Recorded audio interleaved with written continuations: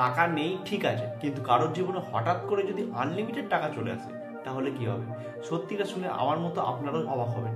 ধরুন কোনো মানুষ হঠাৎ করে অনেক টাকা পেয়ে গেল, লটারি থেকে, ভাগ্যের জোরে, ব্যবসা থেকে বা শ্বশুরবাড়ির সম্পত্তি থেকে। তখন কি হয়? তখন তার জীবনে কিছু ধামাকা আমদানি হয়। সবার প্রথমে যে ধামাকা আসে তা হলো ভুয়ো বন্ধু বা ফেক ফ্রেন্ডস। যারা এতদিন ধরে আপনাকে পাত্তা দিত না, তারাই এখন ফোনে, মেসেজে বা অনুষ্ঠান বাড়িতে আপনার সাথে যেচে আলগা পিরিত করতে চলে আসে। তাদের কাছে আপনার বন্ধুত্ব ইম্পর্টেন্ট নয়, আপনার টাকার ঝলক বেশি ইম্পর্টেন্ট। টাকা হয়ে গেলে দ্বিতীয় যে ধামাকাটা আসে তা হলো বিভিন্ন আসক্তি বা অ্যাডিকশন, যেমন নতুন গাড়ি, পার্টি, ড্রাগস, অ্যালকোহল বা বিভিন্ন ঝিকিমিকি বার, রেস্তোরাঁ। সব কিছুতেই মনে হয় আমিই পারি। আর এখানেই শুরু হয় মুঘল সাম্রাজ্যের পতনের কারণ।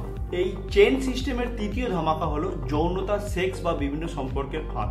এই সত্যিকারের ভালোবাসা নয়, বরং টাকার প্রতি আকর্ষণ। এতে সম্পর্ক ভাঙে, মন ভাঙে এবং বিশ্বাস নষ্ট হয়। এর পিছন ফাইনাল যে ধামাকাটা আসে তা হলো ক্রাইম বা অপরাধ। অতিরিক্ত টাকার নেশায় মানুষ তার মূল্যবোধকে হারিয়ে ফেলে।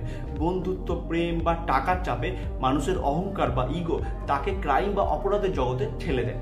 সেই জন্যে পণ্ডিত মানুষ বলে গেছেন, মানুষকে চেনা যায় যখন তার অনেক টাকা হয়ে যায়। ওয়ারেন বাফেটের খুব বিখ্যাত উক্তি, money compounds but character compounds faster. এ প্রসঙ্গে তোমাদের মতামত কমেন্টে অবশ্যই জানিও, এবং এইরকম ইনফরমেটিভ ভিডিও দেখতে হলে অবশ্যই আমাকে ফলো করো।